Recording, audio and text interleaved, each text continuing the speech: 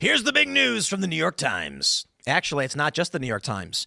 A drunk raccoon passed out in the bathroom of a Virginia liquor store. Don't worry, it's okay. Seriously, the New York Times and the Associated Press. Raccoon goes on drunken rampage in Virginia liquor store and passes out on bathroom floor. That's literally the story. There's nothing else to read. Here's The Guardian. Drunk raccoon found passed out in Virginia liquor store. There's the image of the drunk raccoon. It's funny. Here's the BBC. Drunk raccoon found passed out on liquor store floor after breaking in. And it drank booze and then passed out. And then, of course, we have the Washington Post. Drunk raccoon passes out in bathroom after ransacking VA liquor store. And then, of course, we have Google Trends showing that, well, there are stories above drunk raccoon. You've got athletic Real Madrid. They're always doing well. But it's spiked in the trends and dropped off quickly. Leeds United versus Chelsea spiked in the trends and dropped off quickly. Eldon Campbell, sad story, spiked and then declined. Yet drunken raccoon Virginia liquor store spiked several times and is slowly going up. It's here to stay. The people demand drunken raccoon. And I will just give you the quick gist of the story. It entered a liquor store through the roof, wreaking havoc, drinking rum, moonshine, and peanut butter whiskey. It got drunk, even some vodka, crawled into the bathroom where it plopped face down drunk and was found sleeping. That's it. Have they made AI videos of the raccoon yet? Because those are going to be coming out in short order. This is our future. Yes. Well, go ahead. No, I mean, I was just saying, I think this is like one of the most impactful stories, I think, of the year. I mean, we were discussing pre-show a lot of the philosophical implications here. I mean, this is a very Faustian character, very powerful. I mean, this is a creature at the end of his civilizational rope. This is someone that is yearning for horizons. And it's a metaphor for men today. You know, the raccoon, a symbol of, we got a great sponsor. It is Beam Dream. Head over to shopbeam.com, my friends, /Tim Pool and pick up your Beam Dream, your nighttime sleep blend.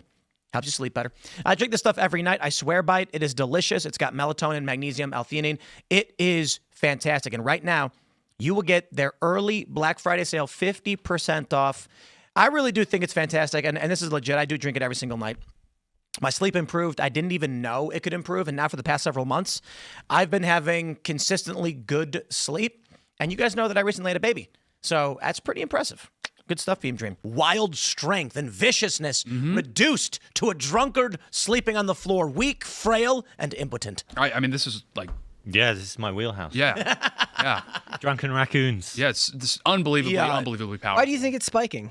Why do you think it spiked the way? Well, I mean, it's a hilarious story. So you think it is like literally you can't get away from politics in anything. You want to talk about movies, it can be made about politics. Video games, politics. You want to talk about the weather, even that's politics. Now, it's harder to politicize Drunken Raccoon unless something bad happens to him like Peanut. Well, I mean, there's a very, very simple and obvious reason why this story, there's two big picture reasons why this story is going viral and why it is one of the, if not the top story right now. Is not a joke. And, that doesn't mean we always would do something like leading off the show talking about a drunken raccoon. We were going to lead off with like the immigration stuff and Trump suspending immigration. This matters to those who care about policy and function of government. But there is something bigger here that matters more to everybody who actually does care about function of government. That is, no one else does, and they're increasingly walking away from you. So I've had many conversations recently. More and more people are telling me things like, I used to watch the news all the time, but I just turned it off. It's the same thing all day, every day. So what happens? It's a funny story. People are curious, like, wait, what happened? So they look for it. More importantly, as Brett's mentioning, you can't make it political. It can't really be. Someone's going to be like, well, the issue with Virginia is they have these ABCs. Conservation laws are really, But the point is, Trump's so bad that even the raccoons are drunk. Yeah. This story is the top story with 50,000 searches. That's it. Real Madrid has 200,000, but again, that spiked and then dropped off. 50,000 searches is nothing. So what that indicates two big things. Culturally, we don't care about the same things anymore. In the United States, everyone cares about some random thing, some micro community, some random subculture. No one's paying attention to big picture stuff anymore. Again, the story is funny, but also politics is cooked. Not just because we're in the back of the back year of a presidential election, but because for the past decade, literal decade, every day it's been like someone standing next to you screaming Trump at the top of their lungs. And people have begun to tune out and just say, I don't care anymore. There's nothing you can say. Well, it's like the boy that cried wolf with a lot of it. For most of the time, you're hearing that it's the end of the world from everyone, and you can only hear that so many times before you're just like, look, you said that yesterday, and I'm still here. This is funny. Maybe this is a white pill, right? Like people are saying, you know what?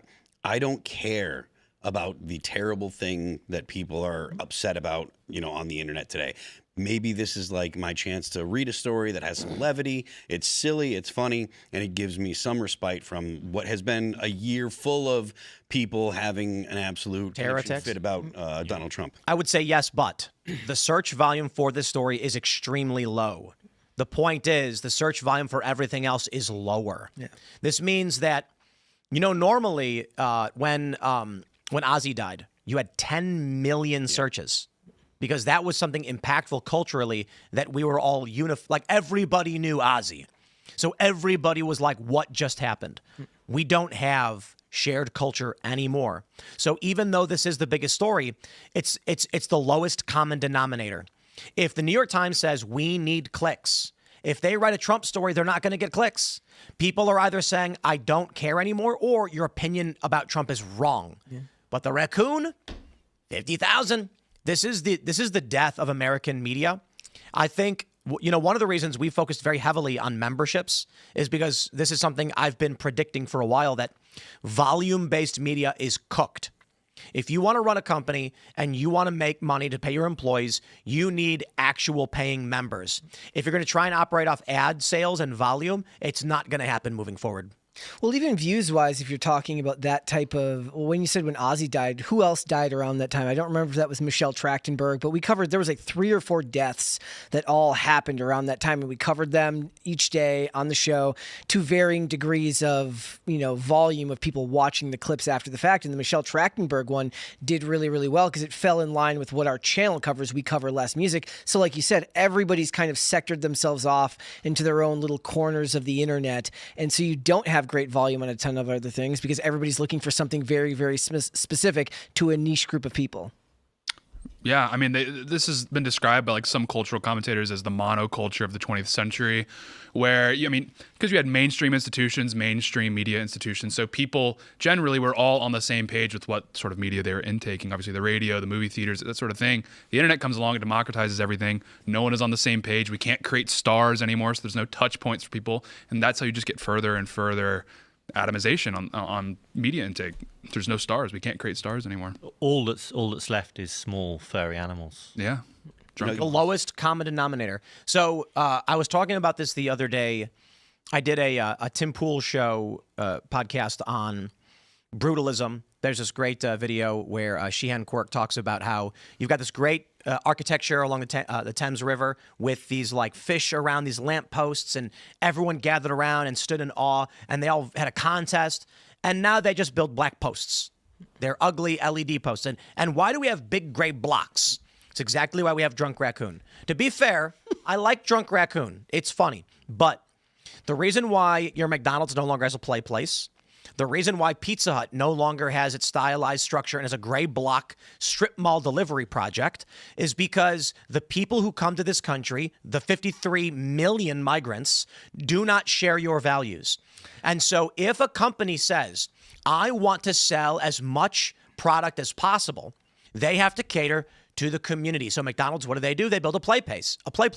They put a grimace because they want the kids to be like, I want to go to McDonald's. Well, people don't have kids anymore. Then what happens? Well, if they made American flag McDonald's, the immigrants who show up aren't going to be enticed by that.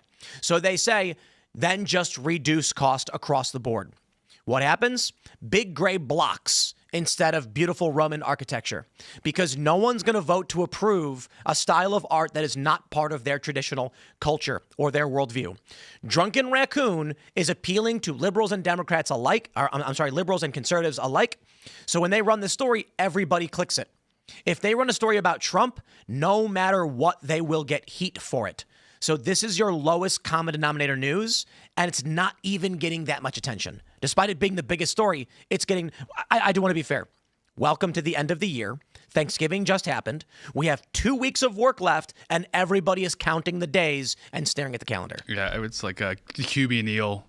Everyone's just waiting to clock out. I thought a big part of the reason why all of the stores look the same now is because they want to be able to sell that real estate if the store goes out of business, right? Like when you sell a Pizza Hut now and some other business is there, you know exactly what used to be there before. It lowers the resale for the land, right? There's a bank out here that's a daycare center, Yeah. and where like they built the playground under the drive-through bank teller thing because it's covered.